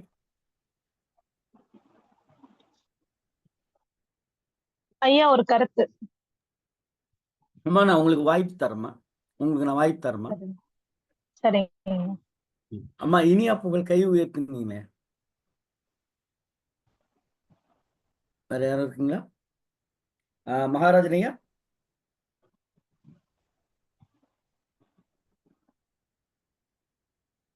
மகாராஜன் ஐயா. முற்றோதல் செய்த மாணவி ஐயா கேக்குதுங்க, பேசுங்க. தமிழ்நாடு கலை இலக்கிய பெருமன்ற உறுப்பினர்கள் அனைவருக்கும், தோழமைகள் அனைவருக்கும் வணக்கம். இணையவழி இடைவெளி செய்தாலும் ஆரம்பத்து கட்டத்திலிருந்து மேடம் சிறப்பாகவே அம்மையார் கொஞ்சம் சங்க இலக்கிய பதிவுகள் எல்லாம் பதிவிட்டு சொன்னாங்க, சிறப்புக்குரியது. முற்றோதல் செய்த மாணவிக்கும் உரை வழங்கிய அம்மையாருக்கும் வாழ்த்துக்களை பகிர்ந்து கொள்கிறேன். அதாவது 961வது குறள், இன்றையமையா சிறப்பின வாயினும் குன்ற வருவ விடல். இன்றியமையாத சிறப்புடையராக இருந்தாலும் தம் குடிப்பெருமைக்கு தாழ் உண்டாக்கும் செயல்களை செய்யாத இருக்கிறாங்க. நீ எவ்வளவு பெரிய சிறப்பான ஒரு நபரா கூட இருக்கலாம், ஆனா தான் பிறந்த குடியோ குடும்பமோ கேட்டா நம்ம மூத்தோருடைய பெருமையோ இழிவு செய்யாத சூழல்ல நம்ம வாழணும் அப்படிங்கிறத அழகா அந்த குறள்ல சொல்லுதாங்க. அடுத்து 962வது குறள் பாத்தீங்கன்னா, சீரனும் சீரல்ல செய்யாரே சீரோடு பேராண்மை வேண்டுபவர். இங்க பேராண்மை அப்படிங்கிற ஒரு சொல்லு வருது பாருங்க. புகழோடு மானத்தை நிலைநாட்ட விரும்புவோர் அப்புகழை தேடும் பொழுது தம் குடிப்பிறப்புக்கு பயன்படாத இழி செயல்களை செய்ய மாட்டார். புகழோடு மானத்தை நிலைநாட்ட விரும்புவர் ஒரு புகழ் கிடைக்குன்னா அதுக்காக இழிவான செயல்களை செய்யக்கூடாது இதுவே பேராண்மை அப்படின்னு இந்த இடத்துல வள்ளுவர் பதிவு செய்ததா நான் கருதுறேன். அதே மாதிரி பெருக்கத்து வேண்டும் பணிதல், சீரிய சுருக்கத்து வேண்டும் உயர்வு, செல்வம் நிறைந்துள்ள போது பணிவாய் நடந்து கொள்ள வேண்டும். சில பேர் என்னது அதே மாதிரி அது மிகவும் குறைந்துள்ள காலத்து தலை நிமிர்ந்து நடக்கணும். செல்வம் குறைஞ்சிட்டு இப்போ ஒருத்தன் படிக்கிறான், மதிப்பெண்ணு குறைஞ்சிட்டு அப்படின்னு வருத்தப்படக்கூடாது. குறைந்த காலத்துல என்ன செய்யணுமா, தலை நிமிர்ந்து நிக்கணும். ஒரு மாணவனா என்ன பண்ணணும்னா, மதிப்பெண்ணு குறைஞ்சிட்டுன்னு அப்படியே இப்ப நீட்டு தேர்வை நம்ம உதாரணமா கூட சொல்லலாம். நீட்டு தேர்வுல பாத்தீங்கன்னா மதிப்பெண்ணு குறைஞ்சிட்டுன்னு அன்றாட பத்திரிகை செய்திகள்ல நம்ம பார்த்துக்கிட்டு இருக்கோம். மாணவர்கள் வந்து தவறான முடிவை தேடக்கூடிய ஒரு சூழல் வந்து இன்னைக்கு இருக்கு. அதே மாதிரி இங்க என்ன சொல்றாங்கன்னா, செல்வம் அதிகமா இருக்கக்கூடிய காலத்துல வந்து பணிவாய் நடந்து கொள்ள வேண்டும். அதே மாதிரி மிகவும் குறைந்துள்ள காலத்து தலை நிமிர்ந்து நடக்கணும். மதிப்பெண் குறைஞ்சிட்டு நாம நினைச்ச கூடாது நம்மளுடைய முயற்சிகளை கைவிடக்கூடாது. மீண்டும் ஏன் மருத்துவரா மட்டும்தான் ஆகணுமா அப்படிங்கிறது கிடையாது. வேற எவ்வளவோ அரிய பணிகளும் அரிய வேலை வாய்ப்புக்கான தளங்கள் நிறைய இருக்கு. அதை நோக்கி நம்ம பயணிச்சுக்கிட்டு தான் இருக்கணும் அப்படிங்கிற கூட இந்த இடத்துல எடுத்துக்கலாம். அடுத்து பாருங்க, தலையின் இழிந்த மயிரினையர் மாந்தர் நிலையின் இழிந்த கடை உயர்ந்த குடியில் பிறந்தவராயினும் மக்கள் தம் நிலையிலிருந்து தாழாமல் அவர்கள் என்ன தாழ்ந்தா என்ன தாழ்ந்து போனோம்னா தலையில இருக்கக்கூடிய அந்த மயிருக்கு வந்து ஒப்பாக கருதப்படுவார் அப்படின்னு அந்த 964வது குறள்ல சொல்றாரு. அப்புறம் 965வது குறள்ல பாத்தீங்கன்னா, குன்றின் அணையாரும் குன்றுவர் குன்றி அணையா செய்யன் மலை போன்ற பெருமை உடையவராக இருந்தாலும், அதாவது குறைந்த அளவு தீங்கு செய்யணும், அதாவது இழிய செயல்களை குன்றி மணியளவே செய்யணும், அவர் தம் பெருமையை இழப்பர். நீ பெரிய பெருமை உடையாரா இருக்கலாம், கொஞ்சம் போல ஒரு சிறிய தவறு செய்யலாம. இப்போ பாத்தீங்கன்னா சொல்லுவாங்க, பனை மரத்துக்கு கீழே இருந்து பால் குடிச்சானா கல்லு குடிச்சானா சொல்லுவாங்க. அதே மாதிரி செல்வ செழிப்புல வந்து நம்ம வந்து ரொம்ப சிறந்தவரா இருக்கலாம். ஏதோ ஒரு சூழல் கிழம அந்த செல்வத்தை சேர்க்கறதுக்கு ஒரு சின்ன தவறான வழியை எடுத்தாலுமே, இந்த இவ்வளவு நாள் நம்ம செல்வத்தை சேர்த்ததுக்கோ இல்ல பெருமை சேர்த்ததுக்கோ வந்து இழிவை தேடக்கூடிய ஒரு நிலையாகத்தான் அது கருதப்படும் அப்படிங்கிறது. அடுத்து பாத்தீங்கன்னா 1066வது குறள், புகழின்றல் புத்தோல் நட்டு உய்யாதல் என் மற்றும் இகழ்வார் பின் சென்று நிலை, தன்னை அவமதிப்பவர் பின் சென்று வணங்கி நிற்க நிலையானது புகழையும் தராது. தன்னை அவமதிப்பவர் பின் சென்று வணங்கி நிற்கும் நிலையானது புகழையும் தராது, தேவர் உலகத்திற்கும் செலுத்தாது, வேறு என்ன நன்மையை தரும் அப்படிங்கிறார். பாருங்க, தன்னை அவமதிப்பவர் பின் சென்று வணங்கி நிற்கும் நிலையானது புகழ தராது, தேவர் உலகத்துக்கு நம்மளை அழைத்து செல்லாது, என்னதான் நன்மை தரும் அப்படின்னு கேள்வியை வந்து வள்ளுவர் நம்ம பக்கமே வந்து அதுக்கான விடைக்கான ஒரு நம்மளையே ஒரு விடைக்கானதுக்கான ஒரு தரவை இங்க தந்துட்டு போறாரு. அதே மாதிரி பாத்தீங்கன்னா, மயிர் நீப்பின் வாளா கவரிமான் அன்னார் உயிர் நிற்பின் மானா வரையின் அந்த வரையும் நம்ம வந்து இந்த கவரிமான் அப்படிங்கிற அந்த செய்தி கூட வந்து 10 சங்க இலக்கியத்திலும் பதிவு செய்யப்பட்டிருக்கு. ஐயா வந்து வேற ஒரு கண்டத்தில் இருக்கக்கூடிய ஒரு மான், இது எருமை மாடு, அதாவது எருது அப்படின்னு சொல்றாரு. ஆனா நம்ம சங்க இலக்கியத்திலும் இந்த செய்தி வந்து பதிவு செய்யப்பட்டிருக்கு. அதே மாதிரி கடைசி குறளை பாருங்க, 970வது குறள், இளிவரின் வாழாத மான உடையார் ஒளிதொழுது ஏத்தும் உலகு. பாருங்க, இளிவரின் வாழாத மான உடையார் ஒளிதொழுது ஏத்தும் உலகு, தமக்கு ஓர் இழிவு வரின் அதை பொறுத்து கொண்டு உயிர் வாழாத மானம் உடையவரது புகழ் உடம்பினை இவ்வுலகம் வந்து நிஜமா வணங்கி துதிக்குமா. தமக்கு ஒரு இழிவு வரின் அதை பொறுத்து கொண்டு உயிர் வாழாத மானம் உடையவரது புகழ் உடம்பினை இவ்வுலகம் வணங்கி துதிக்கும் அப்படின்னு அழகா சொல்லுதாரு. காலம் சென்றாலும் அவங்களை வந்து என்ன செய்யும், இந்த அவருடைய பெருமைகளை இந்த உலகம் வந்து அவருடைய உடம்பினை அவருடைய பெருமையினை இந்த உலகம் நிச்சயமா வணங்கி துதிக்கும். இதுதான் ஏலாதியில வரும்னு நினைக்கிறேன். வணங்கி வழி ஒழுகி மாண்டார் சொல் கொண்டு நுணங்கி நூலிலேன்னு ஒரு நூற்பா வந்து சிறந்த நூல்களை கற்றறிந்து வாழ்கின்ற ஒரு ஆட்சி செய்யக்கூடிய ஒரு மன்னனுடைய வாழ்நாளை அவனுடைய ஆட்சி காலத்துக்கு பின்னாடியும் அவன் அந்த கற்பித்து நூலை கற்றறிந்து வாழ்ந்த அந்த அறிவானது அவன் காலம் சென்ற பின்னும் அவனுடைய புகழை பாடும் அப்படின்னு சொல்றாங்க. வாய்ப்பு வழங்கிய தமிழ்நாடு கலை இலக்கிய பெருமன்றத்துக்கும் மீண்டும் முற்றுதல் செய்த மாணவிக்கும் அம்மையார் அவருக்கும் நன்றியை தெரிவித்துக் கொண்டு விடைபெறுகிறேன் ஐயா. நன்றிங்க ஐயா. நன்றிங்க. நன்றி பேராசிரியரே. ரேவதி அம்மா. ரேவதி அம்மா வெளியில போயிட்டாங்கன்னு நினைக்கிறேன். இனியாங்கிற பேர்ல இருக்கவங்க.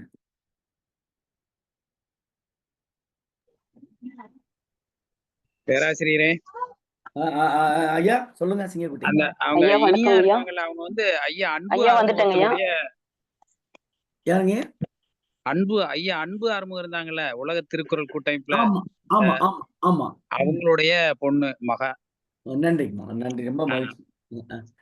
அம்மா சொல்லுங்கம்மா. ஐயா, பேசிய மாணவி மலர்விழிக்கும் முற்றுதல் செய்த மாணவி மலர்விழிக்கும் உரையாசிரியர் சுபாஷினி அம்மா அவர்களுக்கும் முதற்கண் வணக்கத்தையும் ஆன்றோர்களுக்கும் சான்றோர்களுக்கும் வணக்கத்தையும் தெரிவித்துக் கொள்கிறேன். ஐயா, சுபாஷினி அம்மா நிறைய கருத்துக்கள் பேசினாங்க. எனக்கு வந்து கேட்டுச்சு. பட் ஆனா நிறைய பேருக்கு கேட்கலன்னு சொன்னாங்க. அம்மா வந்து எந்த ஒரு இடையூறு இருந்தாலும் அவங்க சொல்ல வேண்டிய கருத்துக்களை வந்து சொல்லிட்டே இருந்தாங்க. அதுல வந்து யாருக்கும் நிறைய பேருக்கு கேட்டிருக்கலாம், கேட்காம இருந்திருக்கலாம். ஆனா அவங்களுடைய தொடர் வந்து நல்லா இருந்துச்சு.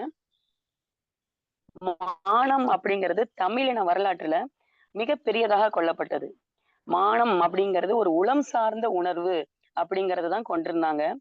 எவன் ஒருவன் மதிப்பையும் மரியாதையும் இழத்திலே மானம் போனது, அதாவது தன்னுடைய மதிப்பும் மரியாதையும் எந்த இடத்தில் குறைந்து போனதோ அந்த இடத்துல தன்னுடைய மானம் போனதாக கருதுனாங்க. நல்ல குடியில் பிறந்தவர்கள் குன்றின் மணியளவும் ஐயா சொல்லியிருக்கிறாங்க. இத புராணங்கள்ல சொல்லும் போது கண்ணகி வந்து என்ன செய்வாங்க, தன்னுடைய கால் சிலம்பை இப்படி மாற்றி பாண்டியன் நெடுஞ்செழியன் தவறான தீர்ப்பு சொல்லிட்டாங்க அப்படின்னு சொல்லுவாங்க. சொல்லி அங்க போய் மன்றத்துல வந்துட்டு வழக்காடுவாங்க. வழக்காடும் போது ஒரு கள்வன் அப்படிங்கிற ஒரு வார்த்தைய அவங்க கேட்ட உடனே பாண்டியன் நெடுஞ்செழியன் என்ன பண்ணாரு, தன்னுடைய உயிரை அதே இடத்துல நீத்து கொண்டார் அப்படின்னு சொல்லுவோம். அப்படின்னு வந்து புராண கதைகள் சொல்லுது. அப்ப மானம் வந்து எப்படி இருக்கு அப்படின்னா தன்னுடைய உயிருக்கும் மேலாக கருதப்பட்டது. இன்றைய சூழ்நிலையில நிறைய மாற்றங்கள் இருக்குது. ஆனா அதை வந்து முழுமையா ஏற்றுக்கொள்ள முடியாது. சில இடங்கள்ல இப்ப நம்ம ஒரு அலுவலகங்கள்ல பணி செய்யறோம். நம்மளுடைய மூத்த அதிகாரிகள் வந்து சொல்லும் போது நம்மளால அதை வந்துட்டு வழக்காட முடியல. வழக்காட முடியாம என்ன செய்யறோம், சரிங்க ஐயா மாத்திக்கிறோம். நம்ம செய்யாத தவறுக்கு கூட சில நேரம் என்ன செய்யறோம் அப்படின்னா, சரிங்க ஐயா மாத்திக்கிறோம், இது வந்து மானத்தோட தொடர்புடையதாக என்னால ஏற்றுக்கொள்ள முடியல. ஏன்னா அவங்க மூத்தவங்க அதிகாரிகள். அப்போ வழக்காட வார்த்தைகள் அதிகரிச்சுட்டே போகும், அதற்கான தீர்வு கிடைக்காது அப்படின்னு செய்யும் போது அப்போ அவங்களுடைய குணாதிசயங்கள் இவ்வளவுதான். நம்ம மாத்திக்கணும்னு சொல்லிடுவோம். நாளைக்கு மாற்றக்கூடியது சரியா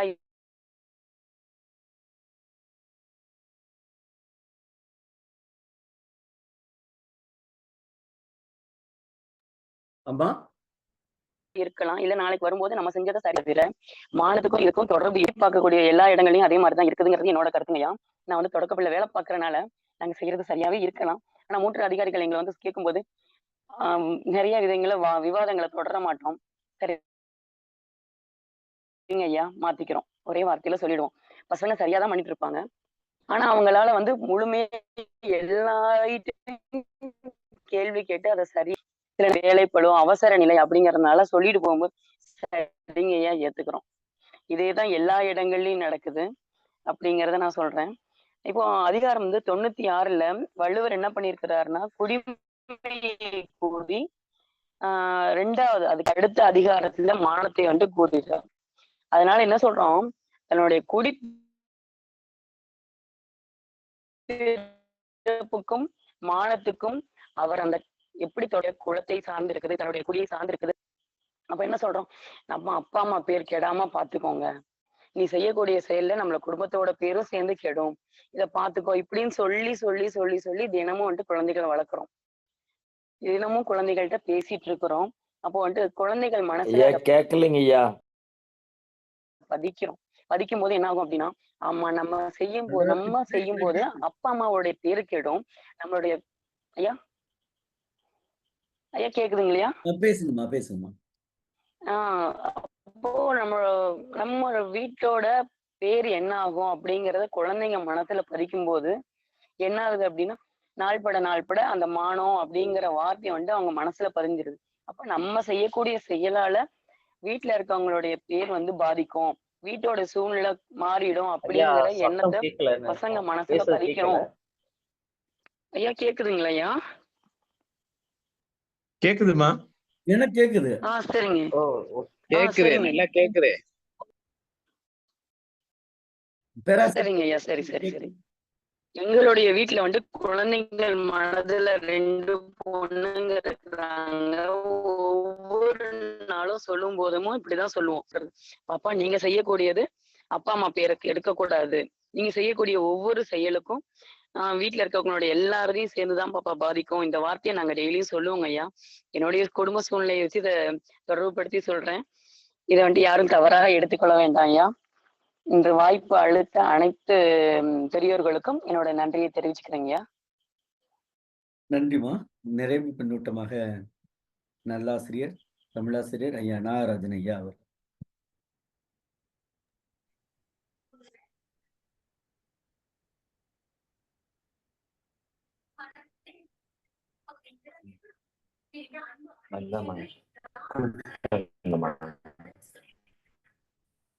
மன்றத்தை மகிழ்வோடு வணங்குகின்றேன்.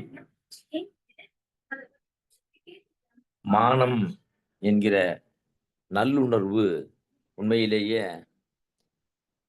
சான்றோர்களை பொறுத்தளவில் நல்ல ஒரு முன்னோட்டத்தை தருகிறது. அதை நன்னூலார் சொல்ல வருகிற பொழுது, களிமடி மாணிக்காமி கல்வன் பிணியன் ஏழை பிணக்கன் சினத்தன் 90 கஞ்சி தடுமாறு உளத்தன் என்று ஒரு பட்டியலிடுகிறார். அப்படியானால் சகோதரி சொன்னது போல மான உணர்வு என்பது உளவியல் பூர்வமாக மட்டும் இல்லாமல் சமூகத்தில் அது பரிணமிக்கிற அல்லது சமூகத்தில் அது எதிரொலிக்கிற அல்லது சமூகத்தை சார்ந்து தாக்கத்தை உண்டாக்குகிற நிலையில் whereas the chain of impact which it implements a new society or rooted society மிக சரியான நேர்த்தியான பாதையில் இயங்க வேண்டும். அதை சகோதரி உரை தொடக்கத்திலேயே ரொம்ப அற்புதமா கோடிட்டார்கள்.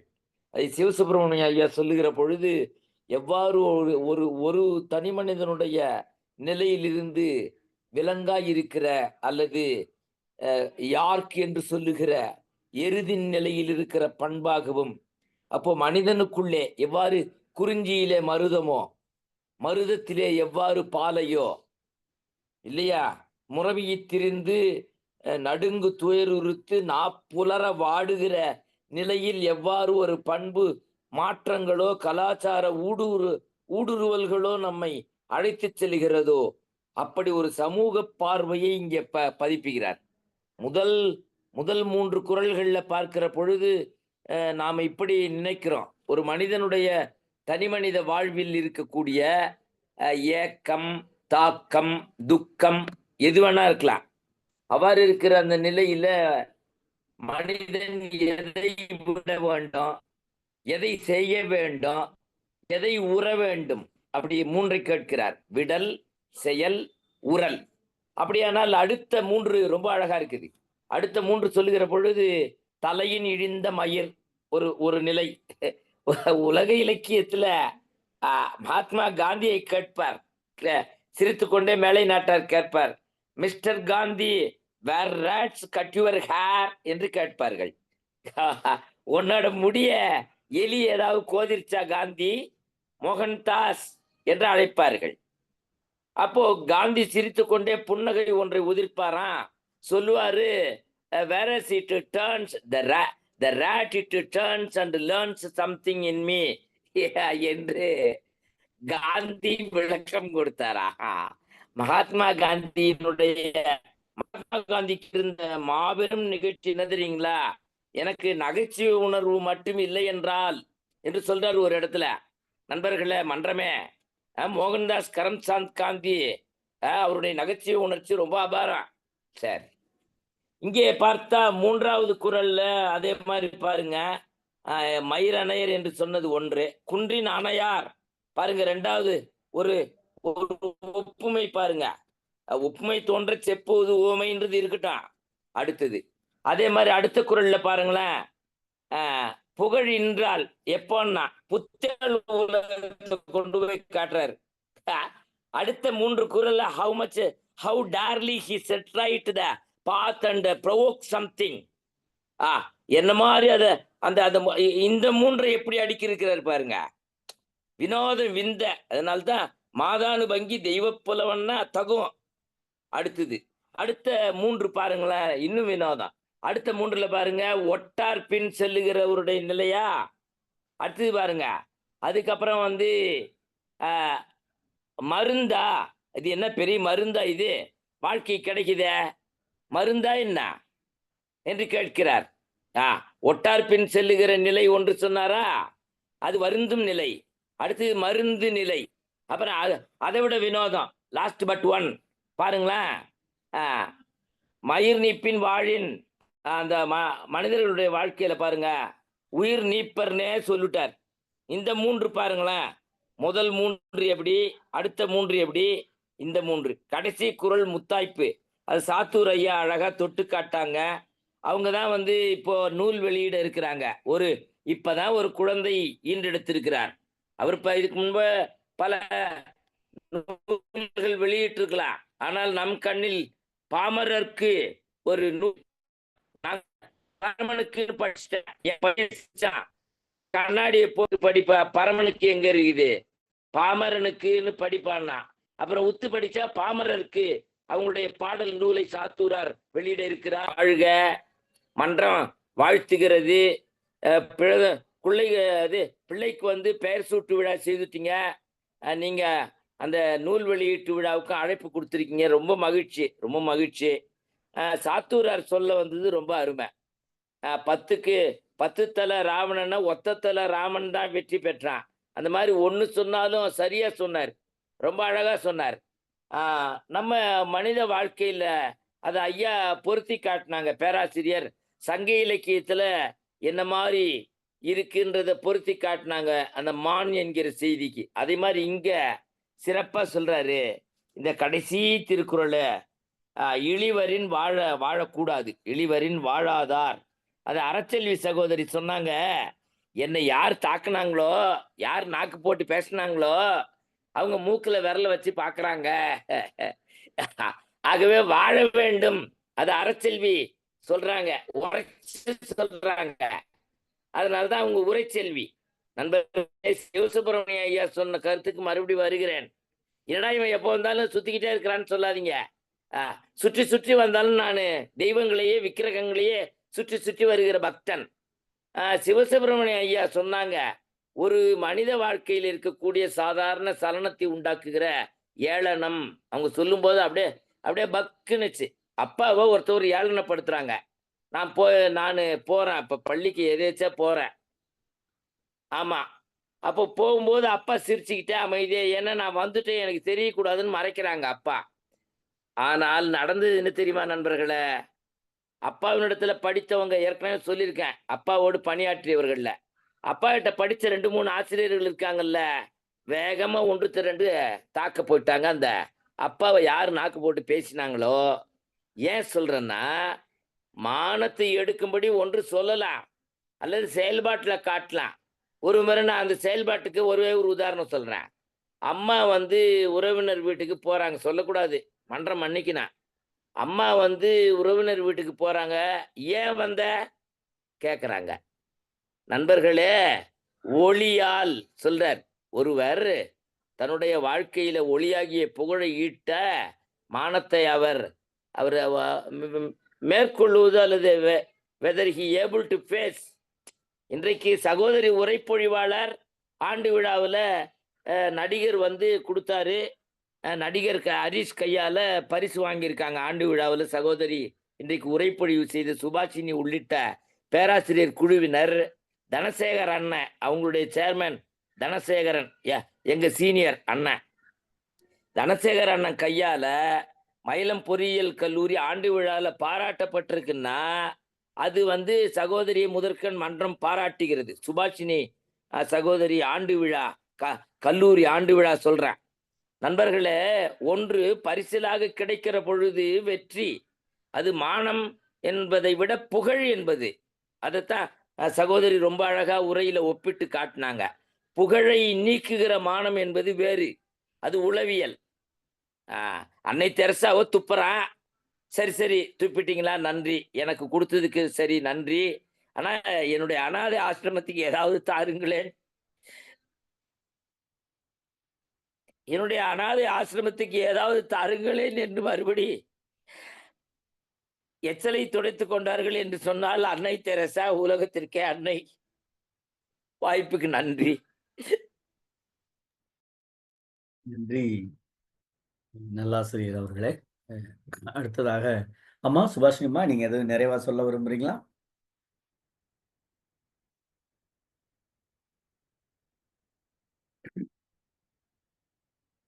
மைக் ஆன் பண்ணிட்டு பேசுங்கம்மா.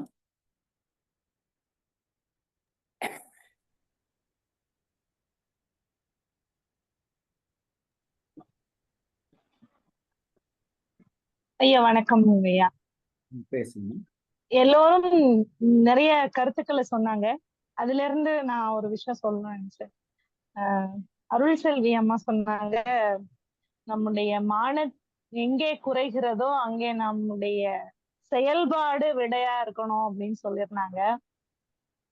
அதற்கு நம்முடைய முன்னாள் முதலமைச்சர் ஜெயலலிதா அம்மாவுடைய ஆடை துகிலுரியப்பட்டது. அதற்கு பதிலாக அவருடைய அரியணையிலே இருந்து எல்லோருக்கும் பாடம் அளித்தது போல அது ஒரு எடுத்துக்காட்டாக நான் பார்க்கிறேன். அது போல நம்மிடையே மக்கள் நிறைய பேர் மானத்தை இழந்த காட்சிகளையும் அவர்கள் திரும்ப காட்சிகளையும் நாம் பார்த்து கொண்டுதான் இருக்கிறோம். அது போல குறள் 10ல சொல்றாங்க, நம்ம உயிரோட வாழறதுக்கு மானம் தான் பெருசு, மானத்தை விட்டுட்டு நம்ம வாழ வேண்டாம் அப்படின்னு. இன்னைக்கு நிறைய பேரு திருமண விழாக்களை நடத்துவதே தன்னுடைய மானத்தை நிலைநிறுத்துவதற்காகத்தான். நான் நிறைய பொருள் செலவு செய்தேன் அப்படின்றத தாண்டி நான் எவ்வளவு மக்களுக்கு இதை நான் நல்லபடியாக கொண்டு சென்றேன், நான் எந்த அளவுக்கு நல்லவன் அப்படின்றதுதான். அந்த வகையில நம்ம மானத்தை அணுகணும். இப்ப இந்த காலத்துல மானத்தை அணுகக்கூடிய முறையை நாம் மாற்றிக்கொள்ள வேண்டும் என்ற ஒரு நிலைதான் ஐயா சாத்தூர் கணேசன் ஐயா சொல்லும் போது நான் உணர்ந்தேன். மானம் இழந்து நாம் வாழுவதை விட இறந்து போவதல் என்பது கூடாது, வாழ்ந்து காட்ட வேண்டும் அப்படின்னு சொல்லக்கூடிய மானம் இல்லைன்னா, அதாவது இழிவரின் மானம் இழந்து இழிவரின் வாழாத மானமுடையா ஒளி தொழுது ஏத்தும் உலகு அப்படின்ற அந்த குறளுக்கு பொருள் சொல்றாங்க. இழிவு வந்தபோது உயிர் வாழாத மானமுடையவரை உலக மக்கள் தொழுது ஏத்துவார்கள், வாழ்த்துவார்கள் அப்படின்னு. உலக மக்கள் வாழ்த்துறதுக்கு அவங்க உயிரோட இருக்கணும்ல அப்படின்னு எனக்கு கூட ஒரு கேள்வி என்பது வந்தது. அதனால மானத்தை இழந்து வாழ்வது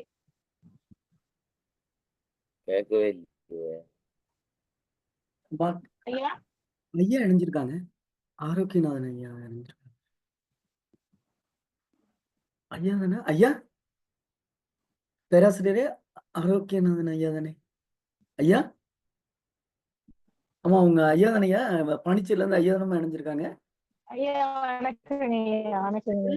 ஐயாவுக்கு நான் தாங்க அழைப்பு விடுத்தேன். ஐயா என்னுடைய அழைப்பின் பேர்ல வந்ததுல எனக்கு மிக்க மகிழ்ச்சியும் நன்றிகளும் ஐயா. ஐயா ரொம்ப நன்றிங்க ஐயா. வணக்கம் ஐயா. வணக்கம் ஐயா. ஐயா என்னுடைய ஆய்வு பணியின் போது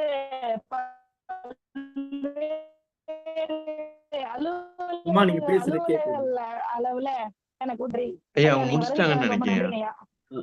ஆமா ஆமா நன்றிமா. இல்லையா நான் பேசிட்டு இருக்கேங்க. பேசுங்கம்மா பேசுங்க. அம்மா முடிச்சிட்டீங்களா? ஐயா ஐயா ஆமா.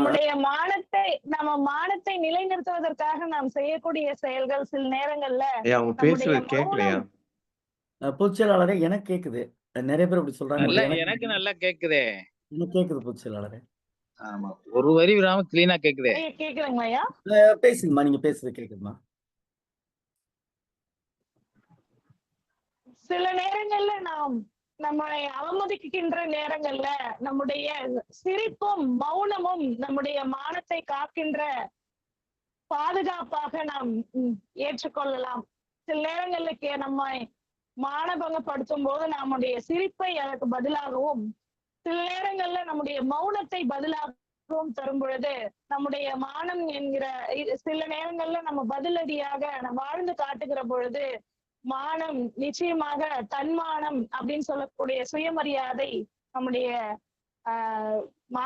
நம்முடைய வாழ்க்கை நெறியில ரொம்ப ரொம்ப முக்கியமா இது போன்ற நேரங்கள்ல நமக்கு இது போன்ற மாற்று வழிகள்ல நம்ம பயன்படுத்தலாம் அப்படின்ற ஒரு முத்தாய்ப்போட நான் இந்த நிறைவுரையை முடிச்சுக்கிறேங்க ஐயா.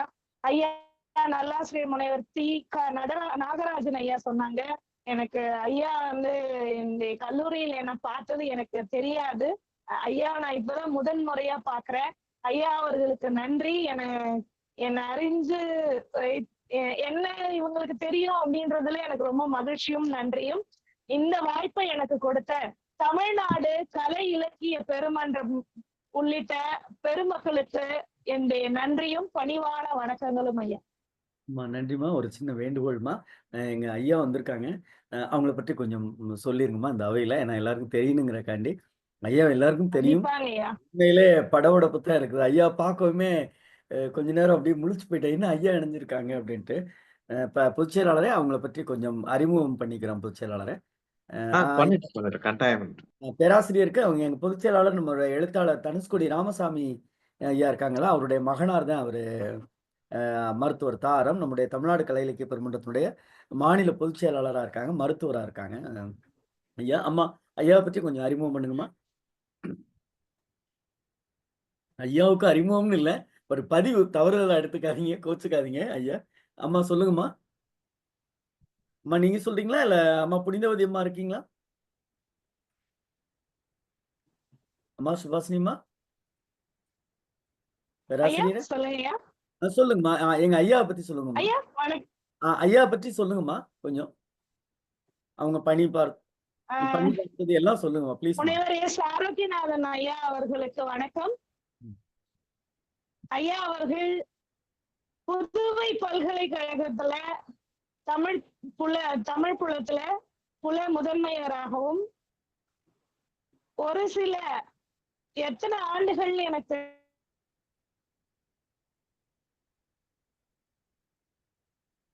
நன்றி. அவங்க பேசுறது கேட்கல, நானே சொல்றேன். எங்களுடைய அழகப்பா பல்கலைக்கழகத்தினுடைய துறைத் தலைவராக இருந்த பேராசிரியர் பாண்டி அவருடைய முனைவர் ஐயா என்னுடைய ஆசிரியர் பாண்டி அவருடைய ஆசிரியர். அவங்க எப்படி சொல்றது, எனக்கு இன்னமும் அவங்க ஐயா பத்தி பேசினா ஒரு படபடப்பு. எவ்வளவு எத்தனை பேசினாலும் எனக்கு அவங்களுடைய புகைப்படத்தை பார்க்கவே கொஞ்ச நேரம். நிகழ்ச்சியை தொடர்ந்து செய்ய ரொம்ப மகிழ்ச்சி. உங்களை எல்லாரையும் இந்த நிகழ்ச்சியில பார்த்தது எனக்கு ரொம்ப மகிழ்ச்சி. இலக்கிய பணியை சிறப்பா செய்யுங்க. வாழ்த்துக்கள் எல்லாருக்கும். பேராசிரியருக்கு ஒரு அன்பான வேண்டுகோள், இடையில நீங்க வரணும், கருத்துக்களை பரிமாறணும். இங்க ஒரு நல்லாசிரியர் முனைவர் நாகராஜன் ஒரு ஐயா இருக்காங்க, அவங்க தினமும் கலந்துக்கிறாங்க உடல் சோர்வுற்ற நிலையிலும் கூட. நிறைய வெறும் பேராசிரியர்கள் மட்டும் கிடையாது, திருக்குறளில் ஆழங்கள் புலமை பெற்ற எல்லோரும் குறிப்பாக உலக அளவில் இருந்து கலந்து கொள்கிறார்கள். குறைந்தபட்சம் ஒவ்வொரு நாளும் ஒரு 50 எண்ணிக்கையில் கலந்து கொள்கிறோம். முதல்ல கு அழகிரிசாமியுடைய கதைகளை ஒவ்வொரு நாளும் தொடங்குறோம், நாலு ஒரு கதை அப்படின்னு தொடங்குறோம். அதுக்கப்புறம் கி ராஜநாராயண ஐயாவுடைய கதைகளை ஒவ்வொரு நாளும் ஒவ்வொரு கதை, குறிப்பாக புதுச்சேரி மக்கள் தான் அதிகமாக கலந்துக்கிட்டாங்க அதுல. அதுக்கப்புறம் நம்முடைய தமிழொலி அவருடைய சிறுகதைகளை கலந்துக்கிறது ஒன்றும். இப்போ நாம ஒவ்வொரு நாளும் ஒரு அதிகாரம். அடுத்து எங்க பொதுச் செயலாளர் சிலப்பதிகாரத்தை ஒவ்வொரு நாளும் சொல்றதுக்கு அடுத்த நிகழ்வா ஏற்பாடு பண்ணிட்டு இருக்காங்க. நீங்க ஐயா கலந்துக்கிட்டதுல ரொம்ப மகிழ்ச்சி. உண்மையிலே எனக்கு எப்படி சொல்றது, கடவுளை நேர்ல பார்த்தா என்ன உணர்வு ஏற்படுமோ, அவங்க பார்க்கவுமே என்னதான் எங்க ஐயா இருக்காங்க அப்படிங்கிறதா இருந்தது. ரொம்ப மகிழ்ச்சிங்க. நன்றி. ரொம்ப மகிழ்ச்சிங்கய்யா. நீங்க தினமும் வரணுங்கிறது தான். எப்பாவது வாய்ப்பு கிடைக்கும்போது வாங்க. உங்கள மாரியான அறிஞர் பெருமக்கள் இணைகின்ற பொழுது, கருத்து செறிவு ஏற்படும். புதிய புதிய சிந்தனை தேடல்கள் ஏற்படும். இதில் தினமும் நெறைய பேர் பின்னூட்டம் சொல்றாங்க. குறிப்பா அறச்செல்வின்னு ஒரு அம்மா சொல்லுவாங்க. சாத்தூர் கணேசன் சொல்லுவாங்க. சிவசுப்பிரமணியன், ரேவதின்னு ஒரு அம்மா நல்ல ஆசிரியர் இருக்காங்க. இவங்க பூரா அதிகாரம் சொன்ன பிறகு பின்னூட்டம் ரொம்ப நேரம் அந்த கருத்துக்கள் இருக்கும். 40 நிமிஷம் உரைப்பொழிவு, 40 நிமிஷம் பின்னூட்டம் அப்படிங்கிற அடிப்படையில போகுது. நீங்க ஐயாவும் முடிந்த அளவு இதுல கலந்துக்கணும்னு ஒரு அன்பான வேண்டுகோள் வைக்கிறோம். ஏன்னா, உங்கள பற்றி திருநாவலூர்ங்க சொல்லும்போது அடிக்கடி சொல்லுவாங்க. உங்க உங்க பேர சொன்னாவே ஐயா அப்படியே நான் உங்கள நேரா புதுவை பல்கலைக்கழகத்தில பார்த்திருக்கிறேன், பேசியிருக்கிறேன். ரெஃபரசர் கோர்ஸ் வந்திருக்கும்போது. ஐயா ரொம்ப மகிழ்ச்சிங்க. நீங்க இணைஞ்சு எங்களுடைய பொதுச் செயலாளர் உரையும் நீங்க கேட்கணும்னு விரும்புறேங்க. பொதுச் செயலாளர் வணக்கத்துக்குரிய ஐயா மருத்துவர் அறம் ஐயா அவர்கள். ஐயா சுமதுர பாஷினியும் சுபாஷினியும் சொல்றாங்க. சுபாஷினியும் சொல்லிட்டு தமிழைத்தான் சுமதுர பாஷினியும் சொல்றாங்க. அதை எழுதும் பொழுது பாருங்க, தமிழ் வந்து மதுரமானதுன்னு சொன்னது மட்டும் இல்ல, மதுர் அம்மான பாண்டிச்சேரி ஆரோக்கிய ஐயா அவனுடைய தமிழ்னு நான் அதை இன்றைக்கு எடுத்துக்கிறேன். ஆரோக்கியம் ஆயிடுச்சு சபையே. வணங்குகிறேன் ஐயாவை வணங்குகிறேன். மகிழ்ச்சி ஐயா. பொதுச் செயலாளரே உங்களுடைய உரை பொது நிறைவு. அனைவருக்கும் வணக்கம். பேராசிரியர் அவர்களே நாம் இந்த மன்றத்திற்கு வரவேற்கின்றோம். அவர் இங்கு வருவது நமக்கெல்லாம் பெருமை தரத்தக்கது. இன்றைக்கு முதலில் ஒரு துக்க செய்தியை சொல்லி இதை ஆரம்பித்தோம். கவிஞர் நந்தலாலா அவர்கள் திடீரென மரணம் அடைந்தார். அந்த செய்தி தமிழகம் முழுவதும் ஒரு அதிர்வலைகளை ஏற்படுத்தியது. நாமும் நம்முடைய மன்றத்தின் சார்பாக ஒரு அஞ்சலியை தெரிவித்தோம். அவருடைய பணியை நாம் இன்றளவும் எண்ணி பெருமை அடைகிறோம். அவர் ஆற்றிய இந்த கடந்த காலங்களில் ஆற்றிய பணிகளை எல்லாம். இன்றைய அதிகாரம் மானம் அது வந்து மலர்விழி அவர்கள் மிக அருமையா கொண்டு செய்தாங்க. சுபாஷினி அம்மா முதல்ல இணையவழி சிக்கல் இருந்தாலும் அவர்களுடைய நிறைய கருத்துக்களை தொகுப்புரை மிக அருமையாக கேட்டது. அது ஒரு சிலதான் எனக்கு கேட்கவில்லை. மிக அருமையா இருந்த இன்றைய நிகழ்வு. அந்த ஒவ்வொரு குரலையும் வள்ளுவர் இது வந்து உணர்ச்சி பெருக்கோடு இந்த அதிகாரத்தை எழுதியிருப்பாரோ அப்படின்னு ஒரு இன்றியமையா சிறப்பெண். அப்ப சிறப்புன்னு வந்தா கூட அப்படி கிடையாது, இன்றியமையாது. அந்த சிறப்பு வந்தால் எனக்கு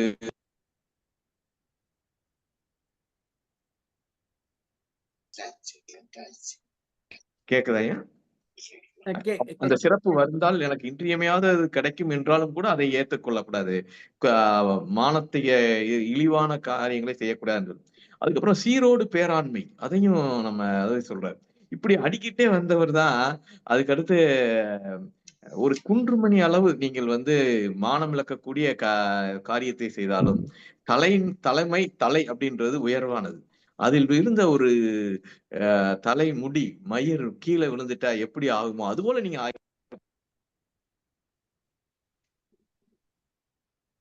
இந்த ஒரு 3 எழுத்தில் என் மூச்சு இருக்கும், அது முடியும் வரை என் பேச்சு இருக்கும் அப்படின்ற மாதிரி அந்த ஒரு வாலியோட பாடல் இருக்கு.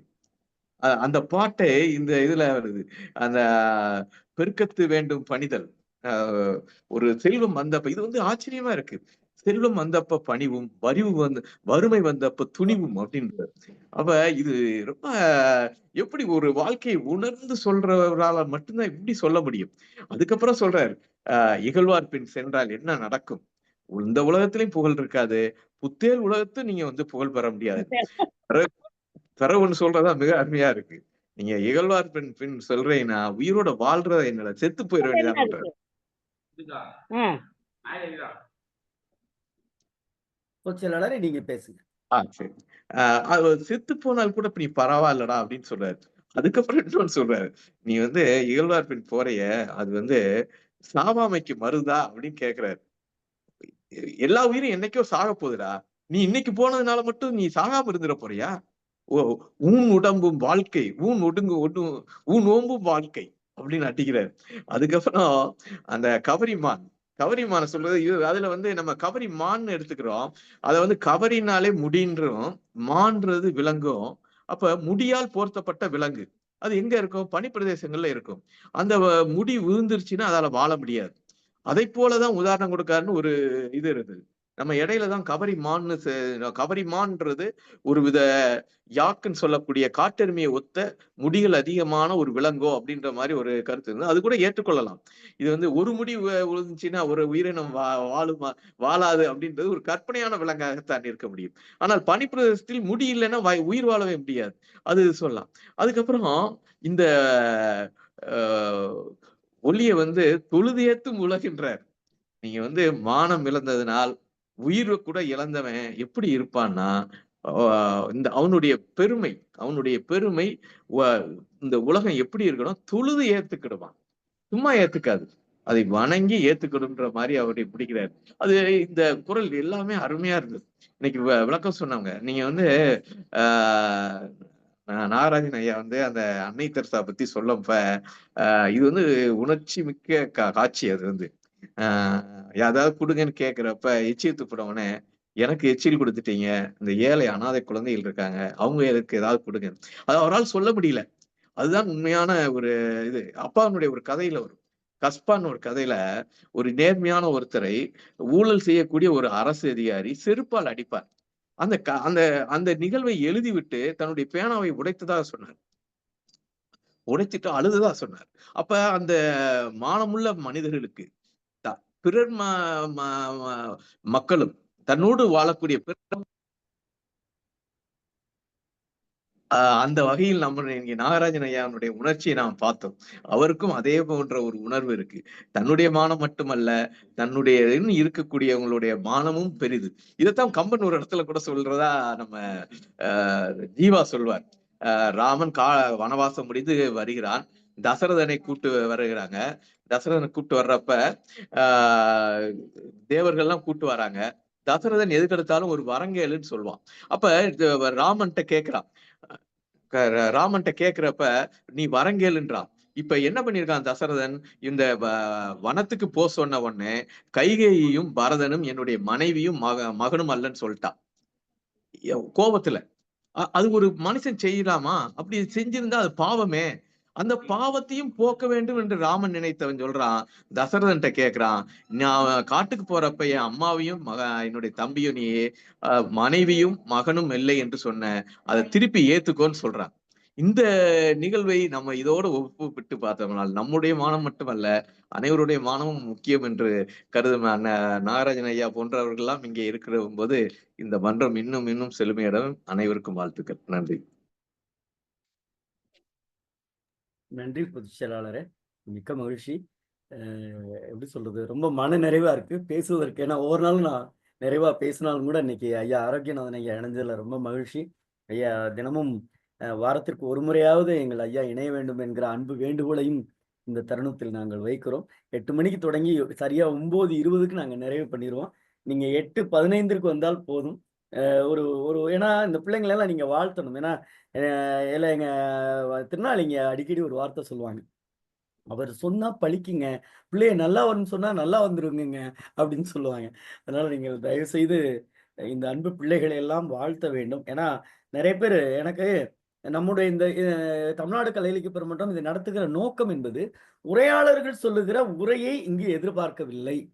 தங்களுடைய சிந்தனை, தங்களுடைய இந்த தற்காலத்திற்கு ஏற்ற கட்டமைப்பில் உழலுகின்ற இந்த பொருளாதார சமூகத்தை உற்று நோக்குகிற ஒரு உரையாகவே நாம் பார்க்கிறோம். அந்த அடிப்படையில் தான் இந்த பாதை பயணிக்கிறது. அவர் சொன்ன இவர் சொன்ன உரைகள்லாம் மேற்கோள் காட்டலாம். ஆனால் உங்கள் உரை என்ன என்பதுதான் இந்த மன்றத்தினுடைய நோக்கம். அதில் நீங்கள் கலந்து கொண்டதில் மிக்க மகிழ்ச்சி அடைகிறது.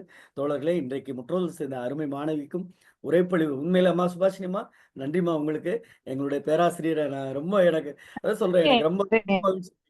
இரவு நல்லா மன நிறைவோடு இருக்கிறேன், ரொம்ப மகிழ்ச்சியாக இருக்கு.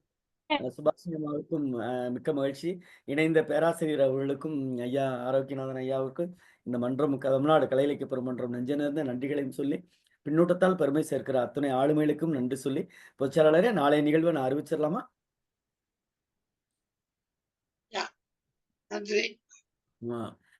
தோழர்களே, நாளைய தினம்